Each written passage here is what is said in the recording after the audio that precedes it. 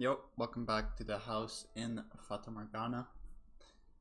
Last time we finally met Maria. We were wondering where she was for this story. Turns out her and Pauline went to the same orphanage and they know each other. And it turns out Pauline was in fact lying about not having any relation to Yukimasa. And then we got a bad ending where Yukimasa fucking killed us. And I'm not exactly sure how to avoid it. The last choice we had was this. I chose to follow Maria, and that made her give me a knife, which I used to protect myself when Yukimasa attacked. But I still died. So I feel like if I do this, I'm still just gonna die. I'm just gonna die quicker, but let's just try it. I appreciate the thought. See ya. Hold on a second. Something else you needed? I would like, if you could, for you to tell me about the time you spent with Morgana. Anything you can, no matter how insignificant it may seem. I want to know what kind of life she had there. How's tomorrow sound? Tomorrow? Sorry, that was insanely loud. I just moved my mic. I'll sneak into the courtyard tomorrow night. Meet me there and I'll tell you what you want to know. Why not now, though? No real reason, just need a little time to sort things through. See you tomorrow night. Stay warm. I didn't even a chance to get another word in. Also, I feel like I'm dressed much warmer than her. Tomorrow night doesn't leave us with much time. Giselle. Giselle. What? Hello. What is it? Yeah, Giselle is like being sus. Like she's like slowly losing her senses or something. She's clearly not actually able to see what we're seeing, and she's just lying about that for some reason. You've been so quiet. I was getting concerned. It's good to know you're still there. I guess I sort of dozed off for a bit. God, I think this is the same dialogue as last time.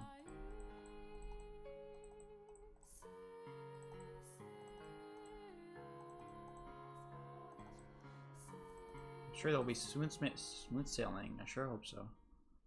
And then we see Yukimasa and Pauline talking, right? Or not.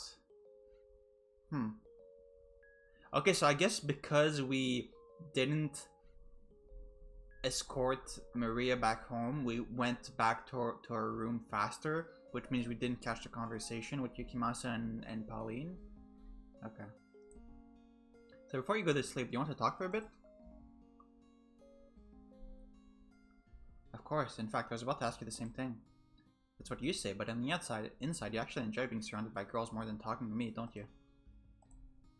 You seem to enjoy teasing me. I'm just kidding. Truthfully, I don't think I've ever wished you were there to save me more than then. I've never been comfortable in such spirited environments. Put 3 women in a room and it'll get like that, yeah. It can be overstimulating. I could not have been more out of my element. I don't know, you seem to fit in pretty well to me. You really think so? You made for a great plaything. Oh yes, I'm quite good at that, aren't I? I will say, there was one thing about the whole affair that surprised me. Oh, what would that be? I did not expect I would be able to have such a normal social interaction. Not because I'm awkward or a poor conversationalist.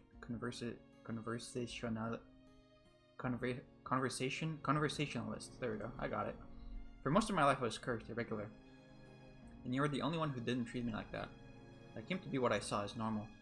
And as such, being able to participate in a social gathering like that is a very exotic sensation. It feels almost like it shouldn't be possible. You are normal, Michelle. An ordinary man. This right here, this is what I wish I always had in life. And for me to finally attain it in depth. I suppose lamenting the details would make me ungrateful. I'm glad to have had the experience though. I'm glad to hear it. So, I know I've been talking about how much I want to save Morgana, and that hasn't changed. Neither has my desire to change everyone's future. But if you want to leave this place, to go somewhere far away and have a life of your own, you have my full support. You've got everything you ever wanted. You have the right to choose to stay here, live in this time. I wouldn't dream of it. I'm not going to leave you trapped in that darkness. I will not make the same mistake twice. Regardless, there's no point in me choosing a life without you there as well, in the flesh. Okay then. Well, I'll be in here waiting. Hopefully not for long.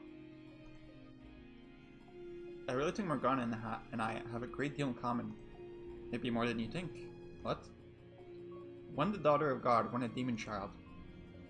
We were both forced into inhuman roles, living lives of solitude, constantly having things we cared about taken away from us, including, ultimately, our lives. The big differences between me and her is that I had you. If you hadn't been there at the end of my mortal life, perhaps I too would have grown to despise those who had put me through such misery, cursed their very souls. She had no one, though, not a single person to be there for her final days. From what she told us, though, her life wasn't all sorrow and misery. She did eventually come to find happiness in her time at the brothel. In fact, she's even said that was where she learned to experience joy. While I know there were a number of girls there, if Maria was one of them she was particularly close with, perhaps her being here could have a positive effect on Morgana. I wouldn't put too much trust in Maria, considering what we saw of her in the last story. I'll have to see what she says tomorrow night. That we will. And then our time limit is noon the next day, so we'll need to have everything necessary figured out by then. Everything it will take for her to have a change of heart. I'm not worried one bit. I have complete confidence in you, Michelle. I am somewhat worried. What's there to worry about? Here, I'll shout, you can do it 100 times. So you're planning to cheer me to death? I just want every last bit of you to know I'm rooting for you. I assure you, you've made that abundantly clear. Haha. Hey, there was something I wanted to tell you, if that's alright. Yes, are you gonna say that you're losing your senses? When I learned about your past and about your body, it came as a big shock to me. Okay, no, something else. That said, I'm confident you know that my feelings for you haven't changed one bit. I do. But what I want you to know is that even if I had found out back then, instead of after having waited hundreds of years for you to return, my feelings still would not have changed. If you had told me while we were alive, I would have still accepted you. Now, of course, I know it's not something you could have come out with so easily, especially considering everything you went through because of it. We only lived together for a little over a year, and we were only partners for a month, so I understand how difficult it would have been to think I wouldn't push you away, but I'm not sure you grasped just how much I loved you even then. My wounds ran deeper than even I knew, and them fully healing was simply not possible. Anyone else's touch, anyone else's warmth, my heart and body would have rejected. I sincerely wish I had expressed that to you more clearly. That it had to be you, that I needed you. I did believe at the time that I could start over with you. That we could have a normal life together. Stop clicking the fucking config button! Or well, I fooled myself into believing it. But I could never rid myself of the guilt and shame at how it was impossible for me to give that to you. I would imagine our future together. You smiling with our children in your arms, playing with them, scolding them, teaching them. And then I would remember I am incapable of giving you those children, of even engaging in the prerequisite acts. And the more I wished for your happiness, the tighter that guilt constricted me. I do apologize for not saying anything. You carried far more weight than any one person should ever have to carry alone. But you don't have to do that anymore. For one, I'll support you no matter what. And in this time, you're normal to everyone, not only me. You have allies. You don't have to take everything on yourself anymore. I love you, Michelle. I do. I absolutely adore you. Where is this coming from? I wanted to say it, so I did. Is that a problem? No, no problem. You're blushing, aren't you? Your cheeks are as red as tomatoes. I wish I could see you now. I'm going to open the window. Why? It's night. It's going to be cold. Is it fucking Yukimasa gonna jump through the window and cut your head off? Exactly, I need to cool down. Ha ha ha.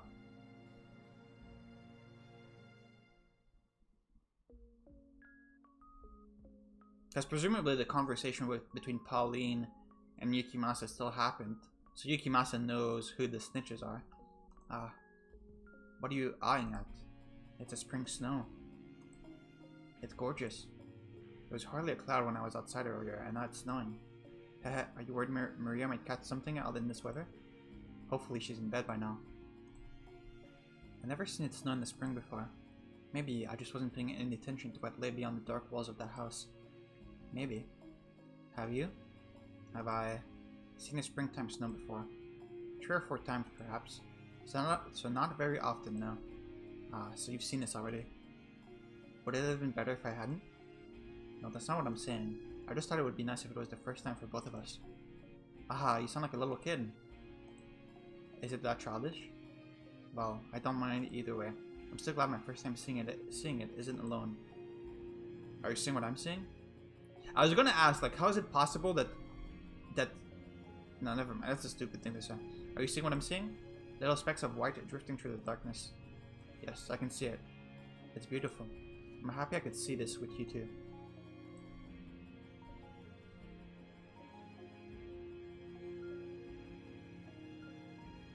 You don't want the wind to cool you off too much now. I think it's time for you to warm back up. Sorry, I was so engrossed by the sight. Heh, maybe it'll stick and you can see it again tomorrow. The grounds would be quite lovely covered in snow. But for now, you should get some sleep. I suppose. I already passed out once today. You need to make sure you're well rested. Hard to argue with that. I'll be counting on your help again tomorrow. Our success or failure depends on how tomorrow goes. That it does. Let's make it count. Good night, Giselle. Good night, Michelle. Oh, you're hiding something. You just had a speech about like, oh, I wish you would have told me in life because I would have accepted you even back then. And now, right now, you're hiding something from us. Like, I think that's a bit hypocritical of you, Giselle.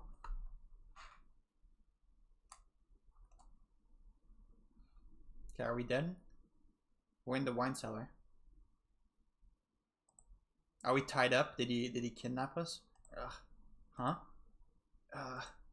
My head, it feels like someone drove a spike through it. What's going on?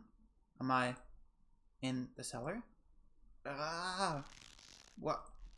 My hands are tied up behind my back. Yeah. What am I doing down here? Maybe I shouldn't have left the window open while we were sleeping. That would have been a good start. Wait. Giselle. Giselle? Say something, Giselle. Unable to make any sort of sense out of my circumstances, it's not long after I regain consciousness that panic begins to sink in. And the most unsettling thing of all, the most frightening detail, is the fact that I can't hear her voice. I mean, she's disappeared earlier. Awake, are we? Are you the one who brought me here? What, you don't remember this morning? Morning? Right, I woke up because I heard someone enter the room, and then he hit me over the head. Why didn't I see that? You're not dead, at least. That's good. What do you hope to accomplish? Oh, I think he's gonna torture you. We saw how he handles this in the ship by tying me up and bringing me down here. Remember what I said last night at supper about me putting on a little sideshow for you? What? I was reenacting the Last Supper with you as the guest of honor. Okay, shut up. Oh, now I see. When you were asking if I had any family or friends, you're trying to find out if anyone would notice if I disappeared. Yeah, obviously. Was that not very obvious? If anyone would make any noise. You're sharper than you look. If only you'd caught on yesterday. Ugh. Please, Giselle, say something. Giselle, why won't you answer me? Why can't I hear your voice? Why can't I feel you there? You're a quiet one. I thought you'd be a little louder. Ugh. What made you decide to get rid of me? Did the nun say something? She has nothing to do with this. I have permission from the Lord to act on my own discretion. Should I come across anyone acting suspicious? This doesn't seem in the least bit wrong to you. I wouldn't say that. You're an acquaintance's friend who made a long trip to come see him, and I have you tied up in the cellar. That's not what I would consider right, no. But seeing as you're good enough friends for him to let you stay here, I assume he also spilled everything? He never had what it took, that boy. If I were to guess, it got to be too much for him to handle, so he went to a friend, to you. Leave him out of this. I see.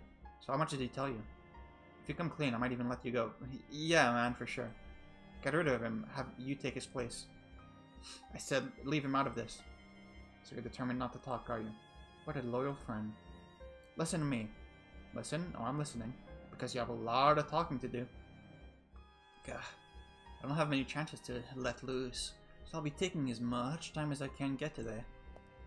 He says in an eerily flat-toned voice as he draws nearer, pausing between each step as if to taunt me, and when he reaches me, struggling to get off the ground. Yeah! He slammed his heel into my shoulder. Not being able to use your hands makes you appreciate how much easier it is to stand up when you can, doesn't it? Help! Someone, please! Ah! Don't waste your energy. No one ever comes back this far, and the door's so heavy, your screams would never make it out. But that's the least of your worries. The door to the cellar's been locked, and the only key is right here. There's no getting in. If you can run fast enough, you might have a chance of making it to the door and escaping. Want to test your luck? I doubt you can make it. Ah! He puts the full weight of his body into his heel, pressing down on my spine, turning my breath into gasping sputters. I gather together all my strength, but even that isn't enough to overpower him. Now, you're going to tell me everything. What are you and the boys scheming? What's your endgame? Who else is in on it? Ugh, damn it. I don't have many options here. What can I even do in this situation? Sounds like a choice is coming up. Tell me what I want to know, and maybe I'll let you live. Yeah, man, I'm sure you'll let me live with a face like that. I guess I have no choice but to tell him the truth. Alright, fine, I'll tell you everything. So I'm from the future. Just know that this isn't some attempt to beg for mercy. I came to this mansion in order to unlock the door to the observation tower and free Morgana. Mel was not the one who told me about her, though. I went to him and asked for his assistance. He didn't have to tell me because I already knew. Both about her and what you're doing to her, stealing her blood and making medicine from it. Who told you then? Morgana did. Morgana's soul told me everything. I'm not from this time. I lived in a time after her death. Yeah. It takes me several moments to process what just happened. A fire runs up my arm from my little finger, only turning into pain when it finally reaches my brain. I twist my head back to see the man on top of me holding my right hand. My fingers snap backwards at the second joint. I'll ask you again, who told you? Morgana did. She dies on the day of the Harvest Festival. Next up is your ring finger, and then your middle if you insist on keeping this up.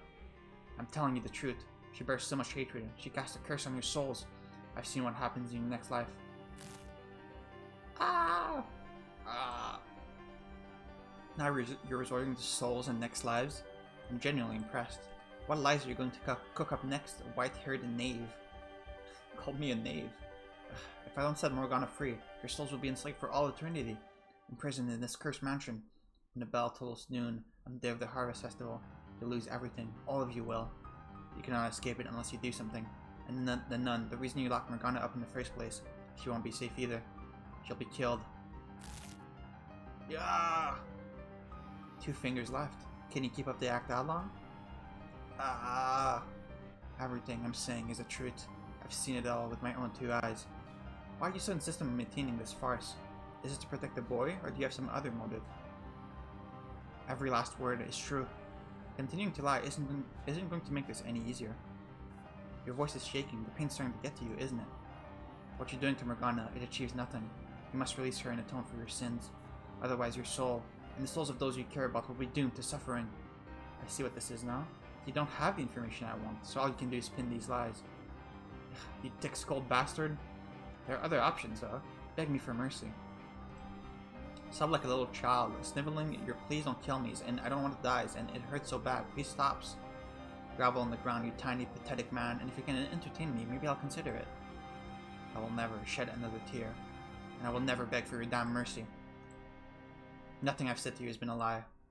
Some cheap attempt to fool you into letting me go. Every word of it is true. I know the sins you're burdening your soul with. I know the fate that awaits you in your next life, and I will gladly tell you every detail. You're down to just your tongue. Now go on if you're so eager to tell me. Let's hear about my supposed next life, shall we? In your next life, you lose your memory in an accident, causing you to forget your own humanity. The innate savagery you normally keep hidden beneath a mask is released, unrestricted, and you turn into a creature no more than... No, you turn into a beast. My mask. You murder countless people, including the woman you once called your lover. Lover? Hers is a name you know very well. Pauline, your tether. My tether? How do you know that word? Because I know everything. I know what you wanted. I know what you were never able to obtain. You idolized humanity, and you yearned for peace. You're telling me I killed a nun in my next life? I am. That is the fate that lies waiting for you. Her love for you is so strong, she refuses to believe you're dead. She leaves her seaside hometown in search of you, and she finds you. But you slaughter her. Okay, don't spoil his next life. Did you say she lived in a city on the sea? In addition to her, you also lose someone else, a woman who tried to give you the peace you so desired, which eventually caused you to succumb entirely to instinct. Enough! Alright, fine. Now I know what you are. You know me, you're a seasoned liar. You're some kind of evil spirit that deceives humans. You're peering into my heart, tailoring your lies specifically to manipulate me. I am not. I swear I've seen everything that happens. Enough. But there's a chance you can change your fate. All you have to do is cease your involvement in Morgana's imprisonment. Set her free. Allay the hatred she bears for you. Allay? Google, please help me. Allay definition. Diminish or put at rest. Okay. Are you deaf? I said I've heard enough. Release Morgana. Save your soul. Give her a better future. Silence! Is this another bad ending? I think I'll take your arm off first. Got it right to your shoulder. Nice and slowly. Don't! It'll still be attached for a while yet, don't you worry. You hear that, spirit? That's the sound of your flesh ripping apart. The sound of your muscles being severed. Not gonna be doing much talking anymore, are you? After the pain, you aren't.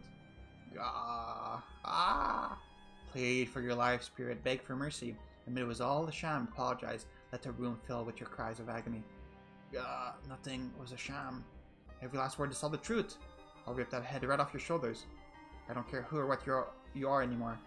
You're dead. You will do no such thing. Pauline! Get back. You will not harm him further. Pauline. What are you doing here, Pauline? I told you to stay away. And the door was locked. I opened it. One of Nellie's hairpins was long enough to get into the lock and undo it. You can just do that? Okay. She won't be getting much use out of it anymore, though. Busted it up pretty badly in the process. The locks on the tower door are too complex, but the one here is a lot simpler. Bet you never expected me to go cat burglar on you, huh? You stupid boy. What was your question last night again? Something about being on the edge of a cliff or whatever? Well, here's your answer. I'll do everything I can to save both of them. Damn, Mel kinda growing a spine. This is terrible. How could you... Oh my, you're badly hurt. Sit tight, I'll call for a doctor. Don't worry about me. You need to talk to him. Get him to talk. We've got to do something about you, though. I'll get that wound patched up at least, until you can get it properly checked out. Thank you. Was it you who went to get Pauline?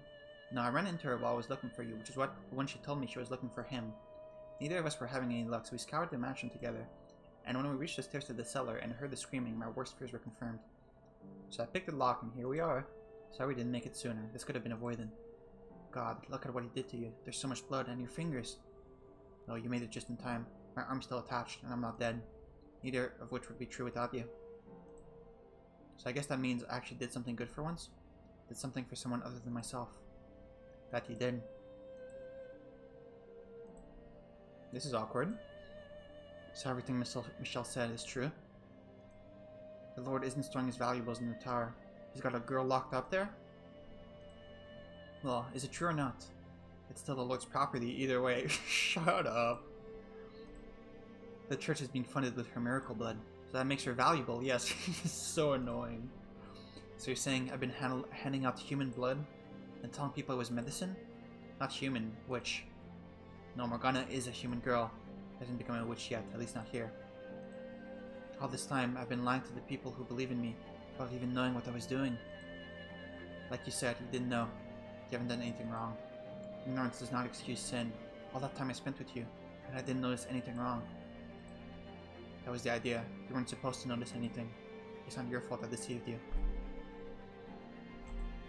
It's unreasonable to think you should have been able to. All that, you did it to help me though, didn't you?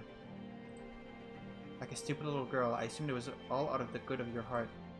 Never once stopping to think any deeper than that, about where it was all coming from.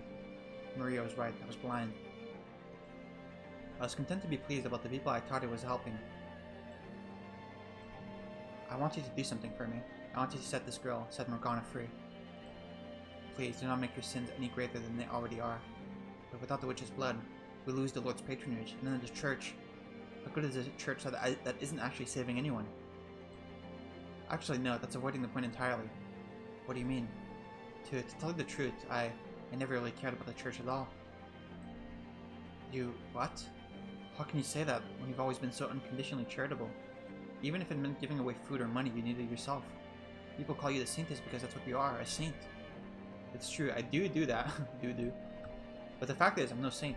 I don't deserve to be held up as one, nor do I belong in that position. Okay, I will say, compared to Mel's backstory, this is not making me any more sympathetic to Yukimasa. I still think he should probably die. I think he should probably, you know, maybe eternal suffering is valid for him. I'm no saint. I don't deserve to be held up as one, nor do I belong in that position. I'm just an ordinary girl. I never wanted to be a nun, you know? Let's not forget, he killed an entire carriage full of innocent people for no reason. Like, I never wanted to be a nun, you know? I just didn't have any other options available to me. And I shouldn't have the confidence to make it out there on my own like Maria. So I did as I was told. And to keep myself from thinking it was a mistake, from feeling dissatisfied with that choice, I put everything I had into my responsibilities to the church. My unconditional charity was rooted entirely in selfishness, and the longer I kept it up, the harder it became to stop. I forgot what I really wanted, and what would that be? A normal, happy life as an ordinary girl. In this city on the water. What? That's what you said your dream was for your next life. Alright. Yeah, quiet life with the man I love. You might get that wish, in fact. Huh? Yeah, that's what you said, wasn't it? That in her next life, she lives in a city by the sea? That is correct. In your next life, Pauline, you're not a nun. You're an ordinary girl who lives in a seaside city. A sweet, cheerful, energetic girl who wears her heart on her sleeve. You have both your mother and father. And I... So you believe me now? I don't know. Your claims are utterly ridiculous, but it's getting harder to think you're lying. If that's what you really wanted, Pauline, what should I have done instead? I envied what you had, that solace. The last thing I wanted was for you to lose it. But you're saying you found no peace in that life? That's right. So what should I have done? I wanted you to take me away from this place, somewhere far away. I wanted you to make it so I could be Pauline, not Marie. That would have been my ideal life. To live with you, to have a family with you. How was I supposed to know? You couldn't possibly have known, I realized that. And that makes me every bit as complicit as you. Set Morgana free. I will be expected to pay for my crimes. That itself is not a problem. I have every intention of facing the consequences. But we have done terrible, gruesome things. Dude, keeping Morgana locked in a tower isn't even like... It's not even the worst thing you've done. Like, what are you talking about? I don't know what the usual punishment for such is in this land. But if I had to guess, I would say execution. And me being an outsider makes it easy for people to place the blame on me. I won't be able to take you away. Ugh. We'll find each other again in our next lives, okay? Okay. As I'm sure you heard, my involvement in this conspiracy ends here. I'm glad to hear you've decided to take action. Sorry about your fingers and arms. It's okay. I'm still alive, that's what matters. The third key is in the Lord's possession. You said you needed it by noon of the Harvest Festival, yes? Which means we need to act quickly. That's correct. We must set Morgana free before the bell tolls noon tomorrow. Then tonight, that's the next time the Lord will be here. Tonight I'll kill him and take his key. Wait, no, we're not shedding any blood to get his key. Do you remember what I said a few minutes ago about not committing any further sins? He's not likely to hand over the key without a fight, though. We need to convince him, not force his hand. Besides, simply opening the door is not enough. Why not? My goal here is to save Morgana's soul. In order to do that, I need to pacify at least some degree of the hatred she bears in it. A hatred rooted in her perception of you and the things you've done to her. I need to change that perception. If I was Morgana, seeing this scene, I would be more angry at Yukimasa than I was before. Because he's like he's like being forgiven and being like, oh, I'm just a little guy. Like, you've killed so many innocent people. I'm not quite following. What do you mean by change your perception? For you and the Lord to tell your stories, to describe what happened from your perspectives, I can't imagine what Yukimasa could possibly say. You want my perspective? I do. Something in your motivations or your circumstances might serve to lessen the animosity she holds for you. I very, very much doubt it. The greater the discrepancy in what she believes to be the truth and the full story, with everyone's perspectives included, the greater the chance you may have a change of heart. Okay, I now understand what you want from me. However, my perspective will do nothing to serve that end. There is no ambiguity, no justification for my actions. Regardless, I would still like to know the whole truth if you're willing to tell me your part of it. Okay, I'll come by your room later today. Hey, is it alright if I'm there too? Sorry, I would rather if you weren't. Why? Everything you need to know I've told you already. I captured a witch. No, I kidnapped a young girl for profit and imprisoned her in a tower. My motivation, as I said, was to keep your church funded. Those are the facts. The things I did along the way were brutal and inhumane. Don't forget the time you murdered an entire carriage full of innocent people. I hope you can understand why I wouldn't want the woman I love to hear any of that. I understand. I'll see you again later in the day. I'll be waiting. I should get going too. You're going to need medication and something to get that arm dressed properly. And if there's anything else I can get you, let me know. If you want to see a doctor, I'll find you the best one I can. I'm so sorry for ever doubting you. No, I understand. I'm glad you came at all. Me too. Well, I'll see you. I'm kind of surprised. He's actually got a soft spot, huh? And I was sure you were full of it when you said the two of them had a thing going. What does she see in a guy like him anyway? You got bad-tasting guy, that's for sure. I agree. Well, what's with that look? Just admiring your rather inappropriate remarks. Sorry, I was just so relieved it kind of came out. It's okay. You almost got a smile out of me. I've never seen you smile before. I blame being relieved too. Now, would you mind helping me get back to my room? Sure, no problem. My shoulder's all yours. No, you really are something else, Michelle. I could hear you through the door as I was getting it open, and honestly, I'm amazed you were able to stand up to him like that. I don't want to get my hopes up too high just yet, but I'm starting to think you might actually be able to do something about the Lord. That's reassuring, thank you. Sure, anyway, let's get going. You should get as much rest as you can until he shows up. Well, I mean, you should be going to see a doctor with these wounds. Isn't... How long does it take to heal all your fingers being, like, bent backward like that? Oh yeah, Nellie's been worried sick about you all day. I'll have to tell her not to pounce on you, because I'm sure she'll come running as soon as she hears we found you.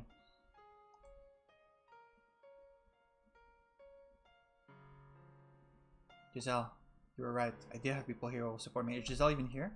People who are grateful for me and who show concern for me. But you have to know, Giselle, that it's your voice I want to hear more than anyone else's. Why can I not hear you? Where are you, Giselle? Giselle.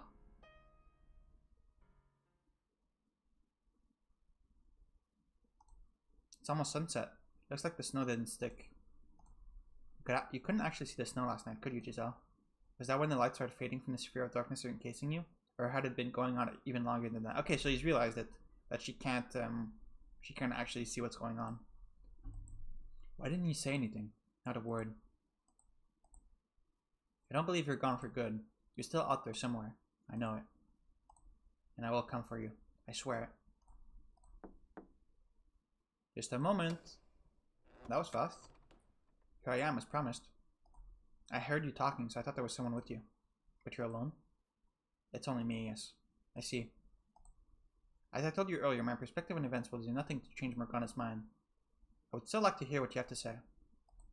Alright. Not being from this land, I don't believe in a local god.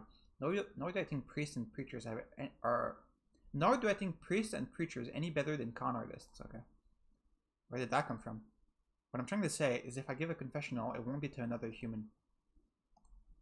You're an angel. Come again? The angel from the stained glass window. That's you, isn't it? Wait, how on earth did you come to that conclusion? I was thinking about everything you said earlier in the cellar. The fact that you knew about Morgana, the fact that you could see into my heart, and in particular, all your talk about saving people's souls. Sure, why not? Just go with it. Salvation is not man's job. Which means you must be something else. I will tell you everything. Every foolish mistake, every terrible crime. And in exchange, I would like you to tell me what I am to do next, to lead me down the path I am to take. I terrify myself.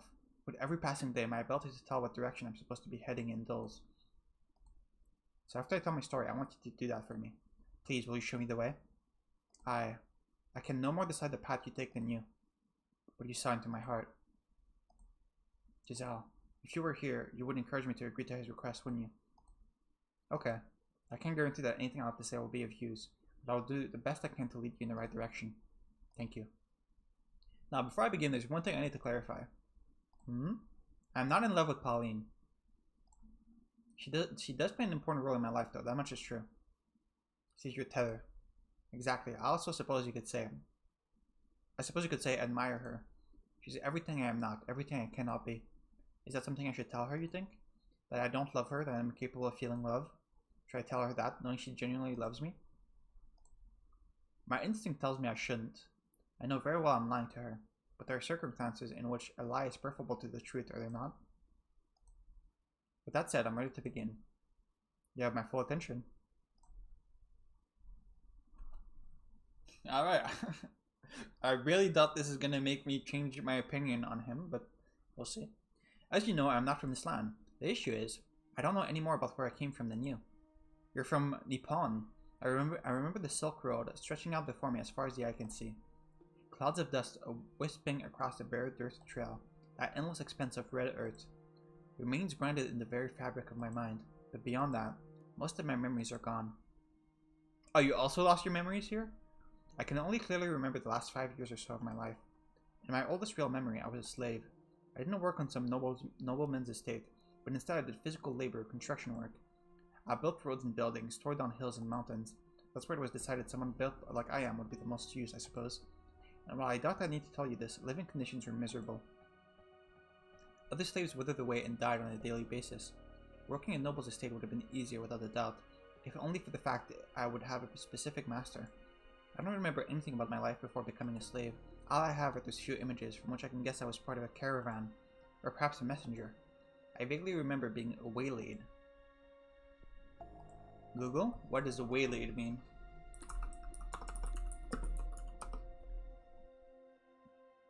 Stop or interrupt someone and detain them in conversation or trouble them in some other way.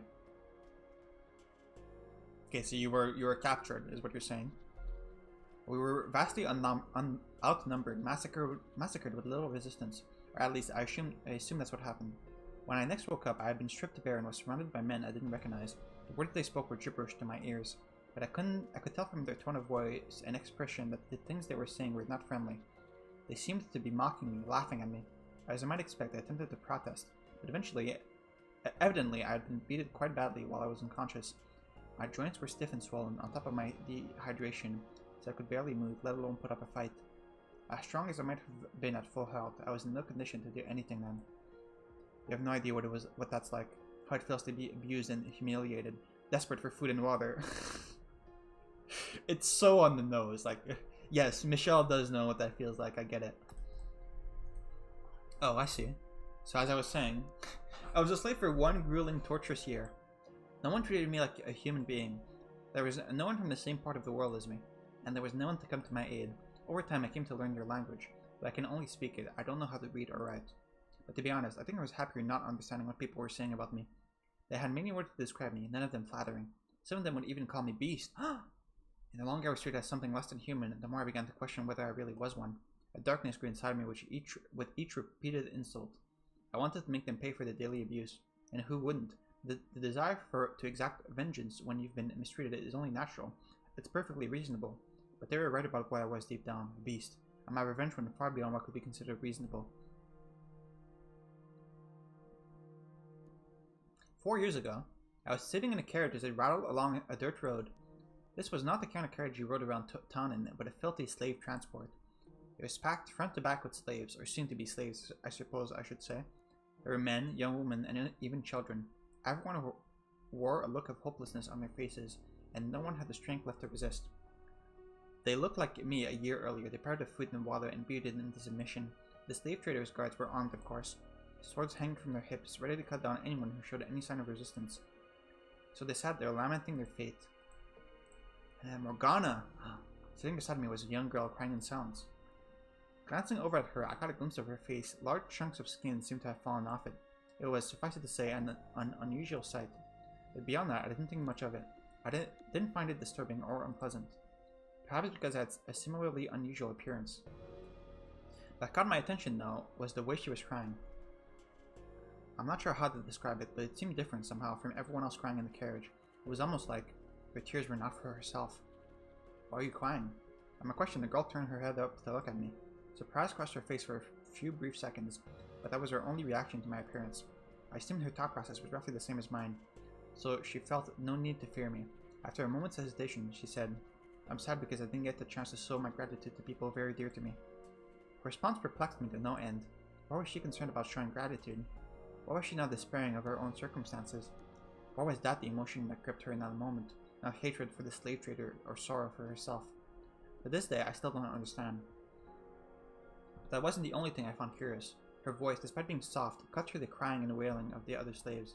I pictured it like a single patch of clear water in the middle of a swamp, untainted by its surroundings, gently undulating. One sentence was all she said, but there was something unbelievably calming about the sound of it. For a moment, I was filled with a sense of tranquility. And though you may not believe it, I wanted to get her out of that filthy carriage, to undo the shackles threatening to taint her. And so I took action, driven by that desire. I killed every single person on the carriage. This is no lie, I promise. No, don't kill me. Please, you can have all my money. You can go free if that's what you want. I'll apologize, anything. What? Why are you laughing? Please, spare me. I have a wife and children, please. I'm begging you. And why should I care? Oh, the sound effect. Holding a sword in my hand felt amazingly right. Whatever work I once did must have required me to use a blade. Even with the shackles still around my wrist, I had little trouble slaughtering the slave traders and their guards. They let their guard down because we were restrained. The thought of anyone resisting never once crossed their minds. Dead bodies sprawled out around me. Corpses I had made, lives I had snuffed out. Look at this. See? No one can defeat me. Okay, fucking Goku, calm down. Haha, there's still no chance against my strength. Ha More, I need more, I need more. I don't have the words to describe the high it gave me killing those men. The power I felt over them. I was driven mad by the stench of blood filling the air. No, it just drew out what was always there. If I weren't already deranged, the corpses would have had nothing to stimulate in the first place. After taking the keys off one of the slave traders, I returned to the carriage, doing my best to calm and suppress the bubbling exhilaration. Hey, you, unlock my shackles for me. I would do it myself if I could. You.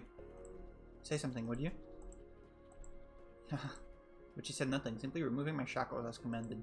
If she had said even one word, let me hear that curiously calming voice of hers, then in all likelihood I probably would have stopped there. But she remained perfectly silent. Everyone was in shock at what they had just witnessed, her included. In time though, the slaves started cheering. The same people who had been wailing minutes earlier were now shouting praises. Our savior! You're our savior! We're free to go home! We can have our lives back! Undo our shackles, please! I'm a beast. What? I'm not a savior, I'm not a man, I'm a beast. Isn't that right? I'm a beast, aren't I? What are you... More, I need more. I thirst for more. Why are you pointing your... I need more.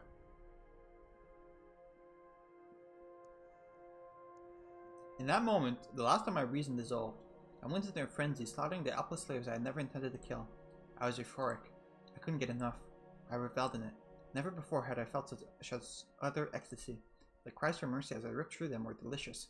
The look of fear in their eyes, the way their faces twisted, the splatters of blood around their mouths open in screams, the despair that filled them. I didn't care any more that they were just as much victims as me, that they had suffered the same abuse and humiliation. All of that was buried beneath waves of bliss that ravished me. Everyone who has to be spared has cured. I worked my way around the inside of the carriage, killing dozens upon dozens of slaves. Yeah, you're right. I'm sure Morgana is going to feel a lot better after hearing this story. Heads went rolling off shoulders, hot geysers of blood spewing from open necks. You know what? I was feeling pretty bad on Yukimasa, but after reading this, maybe he's not such a bad guy, you know? I was practically wading through blood by that point. Some bodies had completely dismembered, others had disemboweled, leaving their entrails to hang out of their open guts. All of them had looks of agony frozen into their faces as death took them. I don't know if I was unconsciously avoiding her or if it was just a coincidence, but the girl was the only one left alive. She, of course, hadn't been spared the mess, so she sat there drenched in sticky red gore. Her lips appeared to be trembling, though I couldn't tell for sure with so much of her skin missing. The fire inside me still burned white hot. She was the reason I had done any of this in the first place. I had stood up because I wanted to set her free, but my original intention were long since gone from my mind. Raw pleasure overwhelmed any sense of reason. I approached the girl, pointing the sword at her neck. I expected her to scream, to beg for her life like the others, but she did nothing, simply stared up at me. Why didn't you run? On my question, the girl finally spoke. Why did you kill them? The sound of her voice quelled the furor within me. It baffled me. I had no control over it. The strange girl could pacify me with a single utterance. The words she used didn't matter, it was her voice. She could have called me a monster, and it would have had the same effect. Because I felt like it. I couldn't explain my reason for murdering the slaves. I didn't have the words to express the things that drove me. All I could tell her was that I did it because I felt like it. I mean, it's not wrong. And why haven't you killed me yet? I couldn't find a sure answer for that question in my somewhat rattled mind either. In retrospect, I realized now that her voice was my first tether. But at the time, I had no idea why I didn't take her life in my frenzy. I had killed other children, other women. Young, old, sad, miserable, it didn't matter. Nothing had so much as prickled my conscience. I don't know. I said, and then I stepped off the carriage and walked away, left with questions I couldn't answer. Was I really a beast? Was unleashing my innate savagery and reveling in the massacre of helpless people really all I wanted? I didn't know. After escaping from the slave traders, I became something of a bandit. Sorry. I had no hope of anyone taking me in. Not only was I a murderer, I was a foreigner. Nor did I have any chance of finding decent work. So I lived by the sword, killing and plundering. The money I honestly didn't give a damn about. I had no desire to be wealthy. It was simply a matter of survival. That and quenching my thirst. I went on for about 3 years like that. Until finally encountering something I couldn't defeat with my sword. No amount of muscle was enough to protect myself from disease.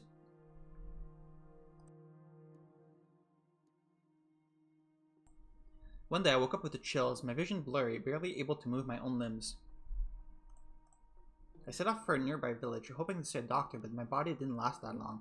I collapsed on the side of the road, drained of my last strength. It was a moderately busy road at that, so I assume I had made it close to the city. Dozens of people passed by, silently pretending not to see anything. I didn't look like someone a respectable person would want to involve themselves with in normal circumstances, so it was no surprise they weren't interested in the sick, filthy foreign man. Is that when the nun found you? When Pauline found you? Hell, I couldn't remember the last time I had bait. It was hard to look at me, let alone get anywhere near me. This is where I'm going to die, I thought. It seemed like a suitable end to a mad, murderous monster's life, withering away on the side of the road beneath sneering passerby. The fact that I was still alive at all after 3 years of leeching off other people's lives was itself wrong. I didn't lament my impending demise. I accepted that such was the way of the world. But then, I glanced up to see a woman in a nun's habit looking down on me. Are you alright? Are you sick? I'm going to check your temperature, okay? Wow, you're burning up. You shouldn't be out here in this condition. Do you not have anywhere to go? Don't worry, I've got you covered. There's a church not too far from here. Hang in there just a little longer and you'll be fine. And what is your God going to do for me? He helps people in need? Haha. It's not very big, but we've always got room for people who need it. You can rest up in one of the open beds, and I should be able to get you a little something to eat. I promise it'll be better than staying out here at any rate. Can you stand? Not a problem. We can do this together. Put your arm around my shoulders. The church isn't that far. We can do it. You are going to carry me? Yep. It'll be fine. We'll make it one way or another.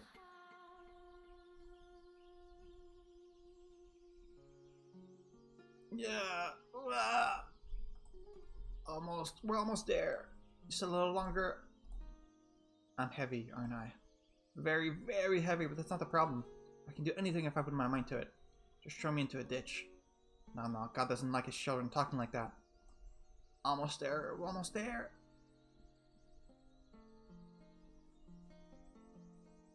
So, how are you feeling? Better, I hope. I've left some applesauce in the bedstand if you're feeling up to eating anything. And you're welcome to stay here as long as you need to. Why did you help me? Because that's what people do? They help each other. That's not what most people do. I like to think it is. We church people are exceptions. I'm not sure I agree with that. This woman is only showing me compassion because she doesn't know what I am. She wouldn't be so friendly if she knew I was a madman and a murderer. Yeah, I don't think she would, but if there's anything else you want, let me know. I can't make you any fancy dinners, but if it's anything I can get, I will. Could you tell me your name? I'm Marie. Marie. After, who was it? The Virgin? You're not familiar with the Virgin Mary? Just look at me. I'm clearly not from these parts. Ah, yeah. I can see that. So that would make you a traveler, huh? You speak the language really well, though. I think you've been here a while then? Yes, I have. How exciting. So when you're feeling better, maybe you could tell me about the country you came from. I've never been far from home, so I'm curious what it's like elsewhere. There's nothing I could tell you. It can be anything. Tell me about yourself if you want. I'm even less inclined to do that. Get better soon, okay? I'm looking forward to hearing all about it. I'm not sure there's anyone out there more deserving of the Virgin Mary's name. What was that? Your name, it suits you. Oh no, not at all. I'm incredibly flattered to hear you say that, but I hardly live up to the name. What's your name, by the way? I have no name. You don't? If you want something to call me by, you can choose a name for me. Oh, how about Yuki Masa? Just off the top of my head. Anything you want. I am nameless. You give me a name. I think you should be the one to choose your name. I'd be more than happy to help, though. But you should go with the name you think is best. I see. Well, I should get going. I'll be around, so if you need anything, just holler. Bye then. How am I supposed to choose a name for myself? Well, I don't know anything about me.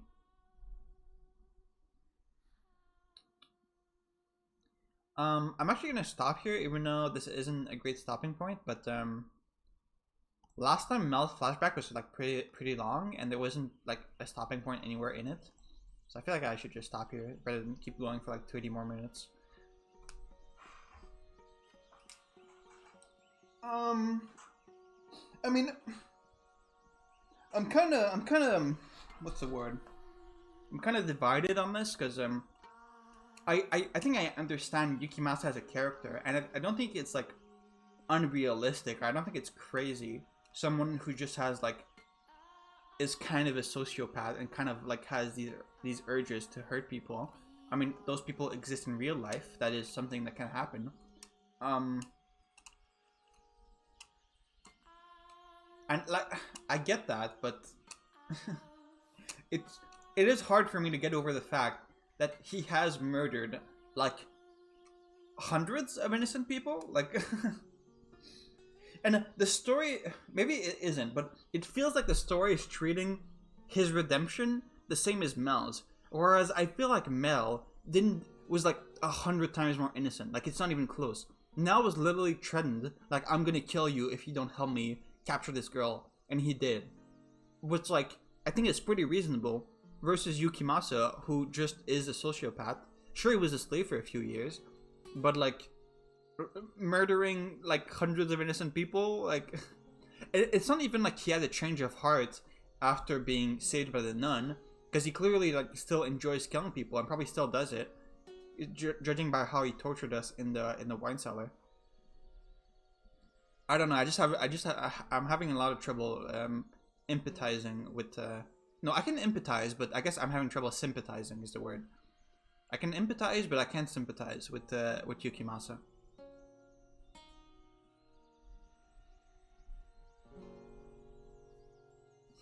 And yeah, just like I said, compared to Mel, it's night and day. Like, Mel is completely innocent compared to this guy. Like, what the fuck? Anyway, I don't. Maybe the story is gonna make me change his mind on him and the rest of this flashback. Who knows? Anyway, I'm gonna stop now. Alright, see you next time.